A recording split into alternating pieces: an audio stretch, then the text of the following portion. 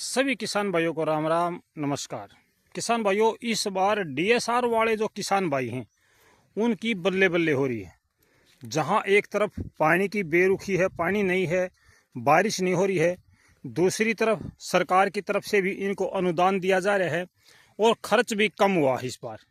हाँ, कुछ किसान भाइयों के खेतों में खरपतवार उगी है, ये समस्या तो आई है। लेकिन किसान भाइयों, अगर हम कुल मिलाकर देखें तो इस बार जो डीएसआर वाले किसान भाई हैं वो काफ़ी फ़ायदे में रहते नज़र आ रही हैं। फिलहाल डीएसआर की एक जो धान है वो आपके सामने है, बहुत अच्छी चकाचक है। इसमें कुछ समस्या जरूर आई है, वो समस्या मौसम की वजह से आई है। और अगर आपके खेत में भी ऐसी समस्या तो उसका समाधान भी हम आपको बताएंगे। जी किसान भाइयों, पानी की विशेष कमी इस बार धान में देखी जा रही है। अगर आप डीएसआर कर रहे हो या कोई भी धान लगा रहे हो तो आप इस बात को देख ले कि अगर आपके धान के पत्ते ऊपर से सूख रहे हैं, ये देखिए, ये धान का पत्ता ऊपर से सूखा हुआ है, ये गर्मी की वजह से सूखा हुआ पत्ता है। कुछ तेला चेपा भी इस बार धान में आया है। जो नर्सरी की अवस्था होती है धान की, उसमें तेला चेपा आ जाता कई बार, जैसे कि हम आपको दिखाना चाह रहे हैं। तेला चेपा आ रहा है और इसकी वजह से कुछ पत्ते सूखे हुए हैं। लेकिन चिंता की बात नहीं है किसान भाइयों, ये बारिश होगी तो अपने आप भी दूर हो जाएगा। नहीं तो आप इसमें एक काम और कर सकते हो। अगर आप खेत में पानी की कमी है तो पानी लगा दो। एक बैग यूरिया में 1 से 1.5 किलो लाल फिटकड़ी, 1 से 1.5 किलो लाल फिटकड़ी कूट के अच्छी प्रकार से बारीक करके एक बैग यूरिया मिला के खेत में पानी भर के उस यूरिया और लाल फिटकड़ी को मिला के खेत में डाल दो। जो आपकी धान का ऊपर से लाल पत्ता हो रहा है, ये लाल पत्ता आप देख रहे हो, ये लाल पत्ता, आगे ये लाल पत्ता नहीं होगा, आपका धान स्वस्थ हो जाएगा। बहुत सारे खेतों में हम देख रहे हैं कि ज़मीन का पीएच मान बढ़ रहा है।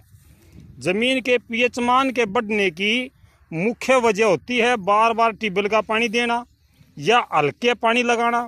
वैसे भी एक नेचुरल प्रक्रिया इसमें चली हुई है कि जो धान बार बार लगा जा रहा है जिन खेतों में, उन खेतों में जो ज़मीन का पीएच मान है या नमक है वो बढ़ रहा है। और नमक को कम करने के लिए देसी तरीका जो है वो एक ही है कि आप अपने खेत में 1.25 से 1.5 किलो लाल फिटकड़ी एक बैग यूरिया में मिला के डाल दी। अगर आपने जिंक और सल्फर नहीं डाली है तो आप इसमें 2 किलो जिंक, 4 से 5 किलो सल्फर, ये भी आप मिला करके अपने खेत में डाल दें तो किसान भाइयों आपकी जो फसल है वो और अच्छी हो जाएगी। इस बार जो हमारे किसान भाई नर्सरी बना करके धान लगाते थे उनको इस बार काफ़ी नुकसान उठाना पड़ रहा है। उनमें आपने देखा होगा कि त्रेड़ बहुत ज़्यादा पाट रही हैं। लेकिन ऐसे खेत भी हैं जिन किसान भाइयों ने डीएसआर से बिजाई करी और उनके खेतों में एक पानी भी नहीं आया, लेकिन उनके खेतों में त्रेड़ नहीं पाटी, उनकी धान नहीं मरी। कुछ एक किसान भाइयों की धान मरी है, वो उसका कारण है ज़मीन का पीएच मान बढ़ना या अक्सारियापन होना, ज़मीन में नमक उठा लेना। उसकी वजह से कुछ किसान भाइयों की धान की फसल खराब हुई है। एक तो किसान का खर्चा बचा है, दूसरा सरकार भी 4,500 रुपये पर किलो के हिसाब से सब्सिडी देगी, पानी की बचत हुई है और किसान भाइयों की फसल भी अब तक ठीक ठाक है, सुरक्षित है। तो इन तमाम बातों को देखते हुए इस बार जो धान के डीएसआर के किसान भाई हैं वो हमें लाभ में नज़र आ रहे हैं फिलहाल तक।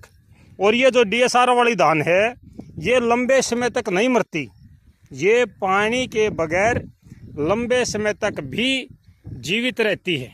तो ये बारिश का इंतज़ार लंबे समय तक कर पाएगी और किसान भाइयों को इससे लाभ होगा, हमें ये उम्मीद करते हैं।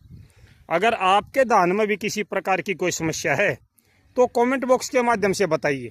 अगर आप चाहते हैं कि धान की और किसी समस्या पर वीडियो बनाई जाए तो हम उस पर भी आपके लिए वीडियो बनाकर डाल देंगे।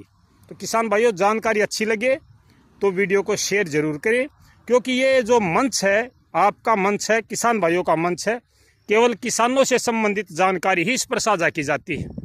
तो फिलहाल के लिए इतना ही। नमस्कार, जय हिंद।